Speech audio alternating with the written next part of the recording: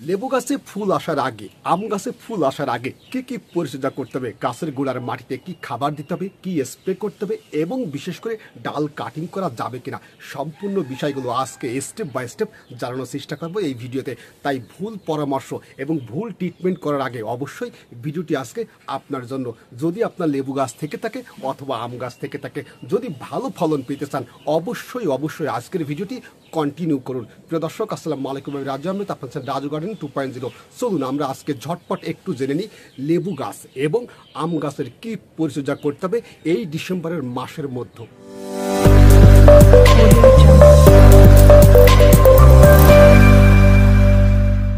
প্রথমে আজকে কথা বলবো পানি নিয়ে, কেননা এখন ডিসেম্বর মাস, গাছ এখন ডরমেন্সিতে আছে লেবু গাছ এবং আম গাছ। তাই ডিসেম্বরের পরে যে জানুয়ারির শেষের দিকে অথবা ফেব্রুয়ারির দিকে হালকা গরমের ভাব যখন এসে যাবে, আপনার লেবু গাছ অথবা আম গাছে মুকুল চলে আসবে, তাহলে এই মুহূর্তে গাছের গোড়ার মাটিতে আমাদের পানিটা স্বাভাবিক কায়দায় দিয়ে যেতে হবে। আমরা যারা টবে গাছগুলো লাগিয়েছি ভালো করে খেয়াল করেন, আমরা যারা টবে গাছগুলো লাগিয়েছি আমরা অবশ্যই চেষ্টা করব মাটিটা যতক্ষণ না পর্যন্ত শুকিয়ে না যাবে ততক্ষণ পর্যন্ত আমরা পানি দেওয়ার চেষ্টা করব না। একটু ওয়াটার ট্রিটমেন্ট দিতে হবে। বিশেষ করে ওয়াটার ট্রিটমেন্ট মানে হালকা করে গাছটাকে বাঁচিয়ে রাখার জন্য আমরা স্বাভাবিক কায়দায় পানি দিয়ে যাব। আর যারা জমিতে লাগিয়েছেন চেষ্টা করবেন অন্তত গাছে মুকুল আসার আগে অথবা লেবু গাছে ফুল আসার আগে একটা থেকে দুইটা শেষ অন্তত একটু দিয়ে দেওয়ার। আর যারা টবে লাগিয়েছেন ভালো করে খেয়াল করেন, যারা টবে লাগিয়েছেন অবশ্যই স্বাভাবিক কায়দায় পানি দিয়ে যাবেন গাছটিকে বাঁচিয়ে রাখার জন্য। এবার একটু পরিশ্রম আপনাকে করতে হবে। কেন বলতে জানেন? আপনার লেবু গাছটি অথবা আম গাছটি যদি টবে লাগিয়ে থাকেন সেক্ষেত্রে অনেক সময় দেখা যায় ছায়াযুক্ত স্থানে থাকে। তাই সেই গাছগুলোকে অন্তত একটু চেষ্টা করবেন আলো বাতাস পায়, রোদ পায় 7 থেকে 8 ঘন্টা এমন একটি জায়গায় নির্বাচন করবেন।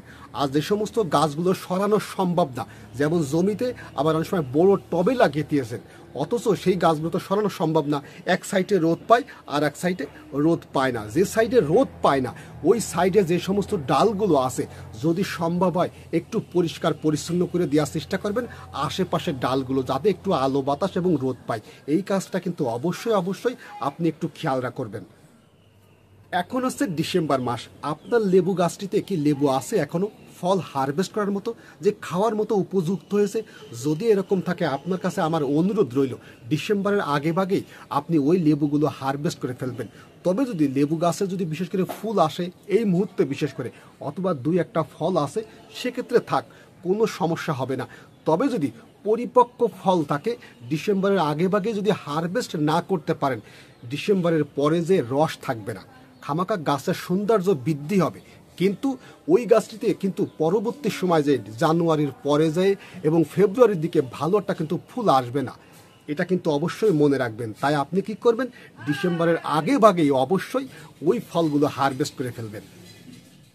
এবার আমরা জেনে নেব ডাল কাটিংয়ের বিষয়টা। আসলে এই মুহূর্তে ডালটা কাটিং করা যাবে কিনা লেবু গাছ অথবা আম গাছের, আপনি ভুলেও কিন্তু এই কাজটা করবেন না। তবে যদি আপনি মনে করেন যে না আমি আমের মুকুলও নেব না, বিশেষ করে লেবু গাছের ফুলও নেব না, তাহলে যদি এরকম হয় আপনি ডাল কাটিং করেন কোনো সমস্যা হবে না। তবে যদি বিশেষ করে আপনি ফুল এবং মুকুল নিতে চান আম গাছ অথবা লেবু গাছের ক্ষেত্রে এই মুহূর্তে কোনো সময় কোনো ডাল কাটিং করবেন না। হ্যাঁ, কাটিং করতে পারবেন কোন ডালগুলো, যে সমস্ত ডালগুলো বিশেষ করে শুকিয়ে গেছে লেবু গাছ অথবা আম গাছের ডালগুলো শুকিয়ে গেছে সেগুলোকে একটু পরিষ্কার পরিচ্ছন্ন আপনি করতে পারবেন। তবে পেন্সিলের মতো যে সমস্ত ডালগুলো নিচেই আছে লেবু গাছের ক্ষেত্রে একদম নিচের অংশের ওই পেন্সিল ডালগুলো হয়তো আপনি হালকা করে ছিটে দিতে পারেন। তবে অবশ্যই হার্ড প্রুনিং এই মুহূর্তে কোনো সময় করবেন না। হয়তো আপনি এই ভুল কাজটা যদি করে থাকেন বুঝতে পারবেন যে আসলে আমি কি ভুল কাজটা করেছি ডিসেম্বর মাসে ডালটা কেটে। তাই আপনাকে আমি বলবো অবশ্যই অবশ্যই আপনি ডিসেম্বর মাসের মধ্যে কোনো সময় ডাল কাটিং করবেন না। এবার সেই মেন বিষয়টা, সেটা হচ্ছে খাবারের বিষয়টা। আপনারা অনেকেই জানতে চাইছেন এই মুহূর্তে কি খাবার দেবো লেবু গাছের গোড়ায় এবং বিশেষ করে আম গাছের গোড়ার মাটিতে। আমি এখনই বলে দিচ্ছি, যেমন দেখেন আপনি কিন্তু নাইট্রোজেন সমৃদ্ধ সার কোনো সময় প্রয়োগ করবেন না। কিসের ভিতরে নাইট্রোজেন সমৃদ্ধ সার আছে সেটা আপনাকে অবশ্যই জানতে হবে।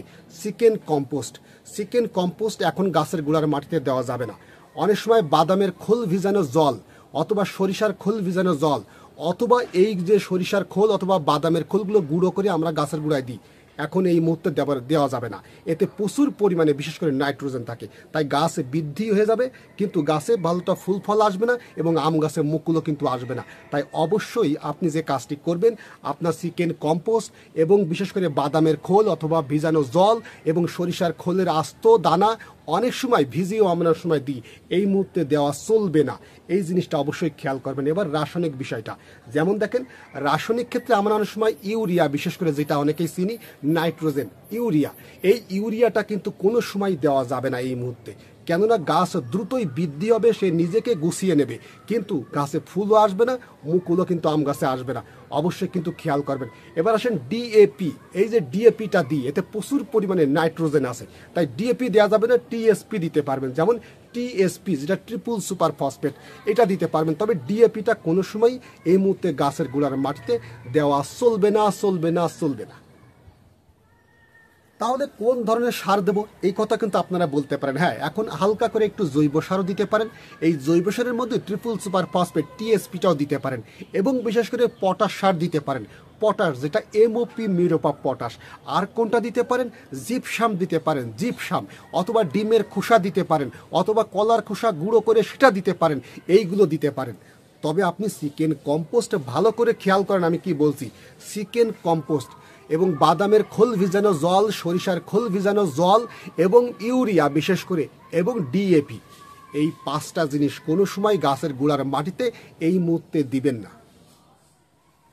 এবার আসেন পোকামাকড় দমনের ক্ষেত্রে কিছু কথা বলি। কেননা লেবু গাছের ক্ষেত্রে অনেক সময় মাকড়ের আক্রমণ দেখা যায়। লেবু গাছের ক্ষেত্রে মাকড়ের আক্রমণ দেখা যায়, আপনি মাকড় নাশক স্প্রে করতে পারেন।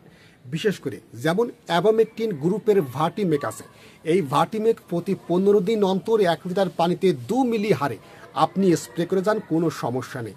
এবার যদি এখানে একটা ছত্রাকনাশক আপনি স্প্রে করেন কার্বনডাইজিম গ্রুপের অথবা ম্যানকোজেব গ্রুপের ছত্রাকনাশক স্প্রে করতে চান 1 লিটার পানিতে 2 মিলি হারে, 1 লিটার পানিতে 2 মিলি হারে সেটা আপনি স্প্রে করতে পারবেন লেবু গাছে, কোনো সমস্যা হবে না। এবার আসেন আম গাছের ক্ষেত্রে। হ্যাঁ, আম গাছের ক্ষেত্রে কিন্তু সব থেকে মারাত্মক একটা সমস্যা কি জানেন? হপার পোকা, যেটা হপার পোকায় মুকুলটা নষ্ট করে দেয়, মুকুলটা কালো হয়ে ঝরে যায়। যার কারণে আপনি যে কাজটি করতে পারেন সেটা হচ্ছে এই মুহূর্তে গাছটিতে, বিশেষ করে আম গাছটিতে সাইপারমেথ্রিন গ্রুপের যে কোনো একটা কীটনাশক, সাইপারমেথ্রিন গ্রুপের যে কোনো একটা কীটনাশক 1 লিটার পানিতে 2 মিলি নেবেন।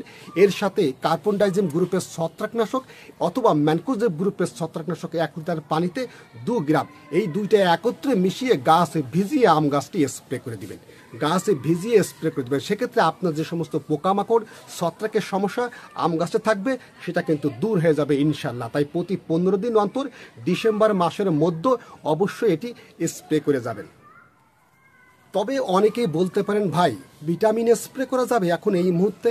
হ্যাঁ, ভিটামিন স্প্রে করা যাবে, তবে যে সমস্ত গাছে ভালো একটা ফুল ফল আসে না সেই গাছে কিন্তু বিশেষ করে প্রতি 25 দিন অন্তর ভিটামিন স্প্রে করা যায়।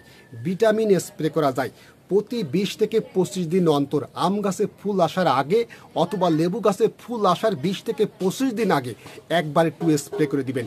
আর যখন বিশেষ করে মুকুলটা ফুটবে না, যখন মুকুলটা বের হবে ওই সময়টাই একবার স্প্রে করে দিবেন।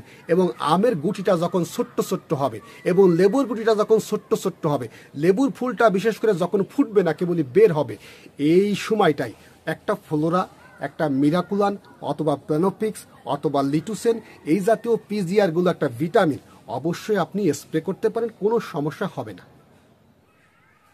তবে অনেকেই বলতে পারেন ভাই আমি একটু অনুখাদ্য দিতে চাচ্ছি। হ্যাঁ, অনুখাদ্যকে দিতে পারবো। হ্যাঁ, অনুখাদ্য আপনি দিতে পারবেন 1 লিটার পানিতে 1 গ্রাম হারে, সেটা লেবু গাছের ক্ষেত্র অথবা বিশেষ করে আম গাছের ক্ষেত্র প্রতি 1 মাস অন্তর একবার আপনি স্প্রে করে দিলেই যথেষ্ট। বিশেষ করে কি বলেছি সেটা হচ্ছে অনুখাদ্য, মোবোমিন অথবা এগ্রোমিন ম্যাক্স, এই জাতীয় অনুখাদ্যগুলো সব থেকে কিন্তু বেশি ভালো। তাই আপনি অন্তত আম গাছের মুকুল আসার আগে, লেবু গাছের মুকুল আসার আগে অবশ্যই আপনি যে কাজটি করতে পারেন এই অনুখাদ্যটা 1 লিটার পানিতে 1 গ্রাম হারে অবশ্যই স্প্রে করতে পারেন, কোনো সমস্যা হবে না। তবে অনেকেই আরও কিন্তু একটা কথা বলতে পারেন কি জানেন, যে ভাই আমি কি বিশেষ করে বোরন এবং বিশেষ করে জিঙ্কে স্প্রে করতে পারবো? হ্যাঁ, সেটাও আপনি করতে পারবেন। তবে অবশ্যই ফুল আসার আগে একবার যদি একটু করে দেন সব থেকে কিন্তু আরও বেশি ভালো হয়। কোন ধরনের জিঙ্ক? যেমন সিলেটেড জিঙ্ক আপনারা অনেকেই চেনেন। 1 লিটার পানিতে 1 গ্রাম নেবেন, আর বোরন নেবেন বিশেষ করে 1 লিটার পানিতে 1 গ্রাম অথবা 1.5 গ্রাম হারে।